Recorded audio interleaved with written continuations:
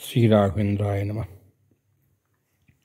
इसे संयोग कहें या सोची समझी रणनीति, सुशासन बाबू श्रीमान नीतीश कुमार विपक्षी एकता को सुदृढ़ करने के लिए, विपक्ष को एक करने के लिए जहां दिल्ली गए हैं, यहाँ उन्हीं की जात के, उन्हीं के जिला के और उनके सबसे प्रिय रहे आरसीपी सिंह साहब पटना आ गए।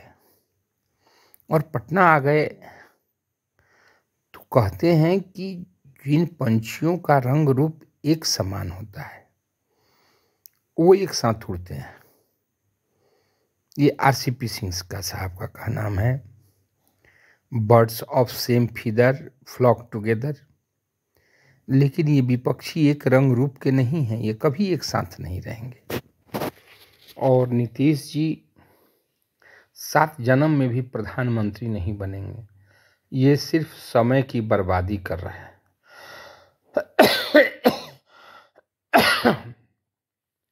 जिस व्यक्ति ने बिहार को नहीं संभाल पाया, अभी इनके 17 साल के शासनकाल में एक सुई बनाने की भी इंडस्ट्रीज नहीं लगी, ये हिंदुस्तान कैसे चलाएंगे? वहां तो तोप बनाने पड़ते हैं, बड़े बड़े कारखाने खोलने पड़ते हैं, और उनका तो अनुभव है नहीं श्री नीतीश जी को। 2 प्रकार की बातें चल रही हैं। श्री नीतीश कुमार के ही पार्टी अध्यक्ष रहे रामचंद्र सिंह पटना में बोल रहे हैं, और महामहिम सुशासन बाबू नीतीश कुमार दिल्ली में बोल रहे हैं। लेकिन बोल रहे हैं तो पहली बार भाषा की मर्यादा टूट रही है। अगर बीजेपी के कोई बीजेपी के लोग भाषा बोलते, इस प्रकार की भाषा का प्रयोग करते, लेकिन तो निश्चित तौर पे ये बोल रहे हैं सुशासन, इसे कई रंग दिया जाता, उसकी हैसियत क्या है। लेकिन महामहिम दबे कुछ लोग की राजनीति सुशासन बाबू ने दिल्ली में जाकर के सुशासन बाबू अपने ही स्वजातीय, अपने ही पूर्व साहब को कहते हैं जनता दल अध्यक्ष, इसकी हैसियत क्या है। श्री रामचंद्र प्रसाद सिंह को था औकात दिखा रहे, उनकी बेटी भी है, गरीबों के मसीहा, 10 बीघा खेत क्या हो, कुर्सी सुचारोकार रखने वाले, बड़ा घोटाला हो गया।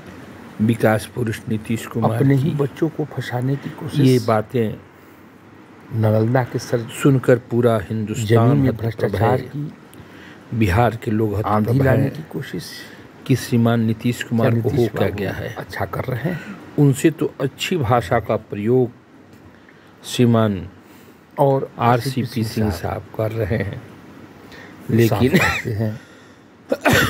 कि ये समय की बर्बादी है। नीतीश कुमार साहब, श्री नीतीश जी अपनी भाषा को लेकर के संजीदा नहीं, लौट आए, इससे कुछ होने वाला नहीं। और आरसीपी सिंह साहब भी नालंदा के हैं, श्रीमान नीतीश कुमार भी नालंदा के हैं, दोनों जात के कर्मी हैं, स्वजातीय हैं। अगर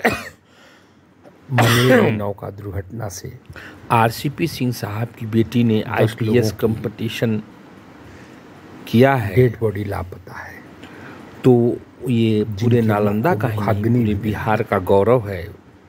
जिनके मृत शरीर को परिवार उसको भी 10-5 बीघे जमीन गंगा की बहती खरीदने के घोटाले में श्रीमान नीतीश कुमार डाल रहे हैं। और ये तो सोचकर भी मन भारी हो जाता है करने के लिए कि राजनीति का इतना स्तर क्यों गिर गया।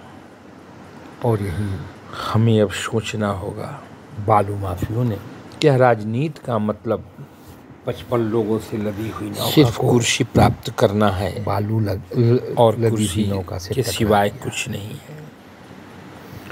अभी 4 सितंबर की शाम, जरा एक बार सोचिए, अब एक नाव पे 55 लोग सवार होकर के मनेर दियरा से आ रहे थे और वहाँ और मुख्यमंत्री जी को बालू माफिया का नाव आकर के उसको टक्कर मारा और 55 लोग नदी के प्रवाह में बह गए।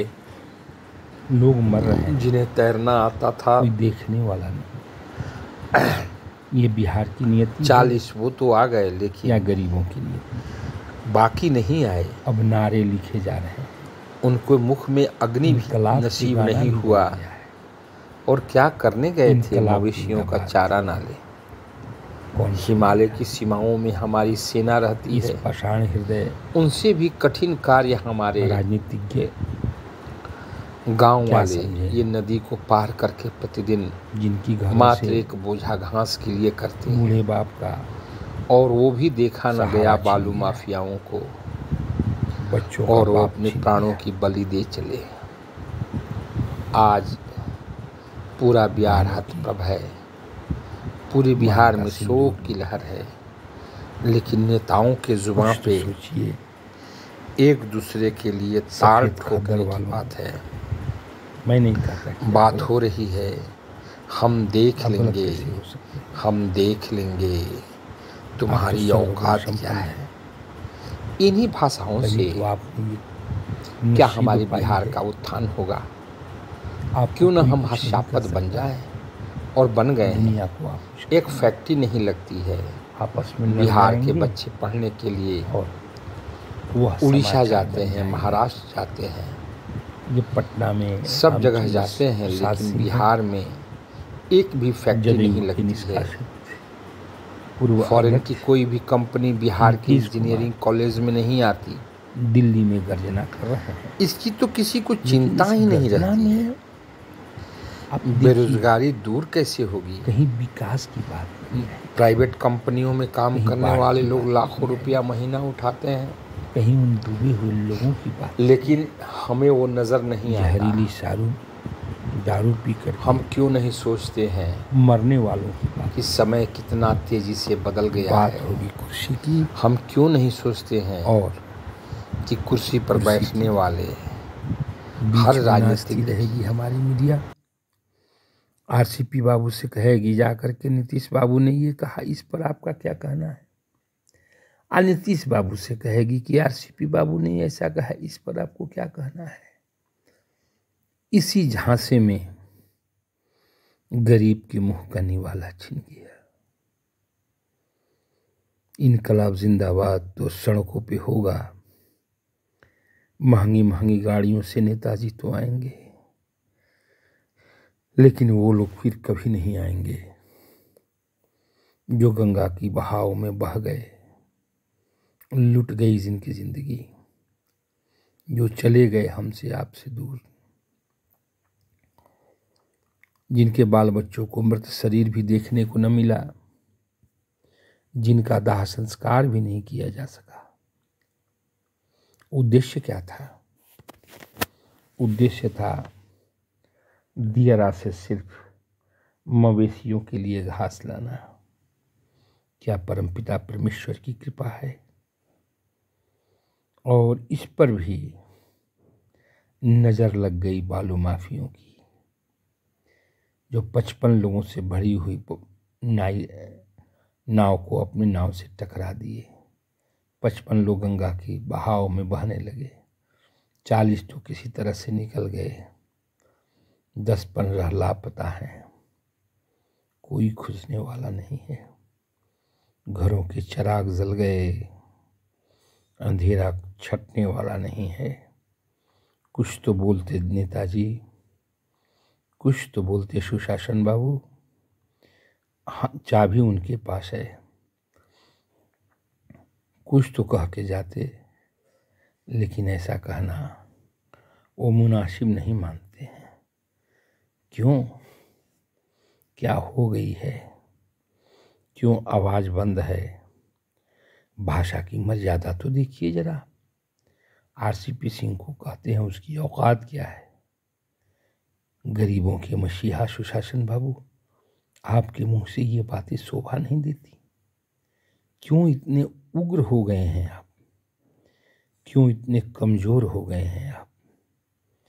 क्या लालू यादव का आतंक अब आपको अच्छा लगने लगा? क्या उसका गम है आपके दिलो दिमाग में? इसी वजह से आप कुछ न कह पाते हैं, न सुन पाते हैं, न समझ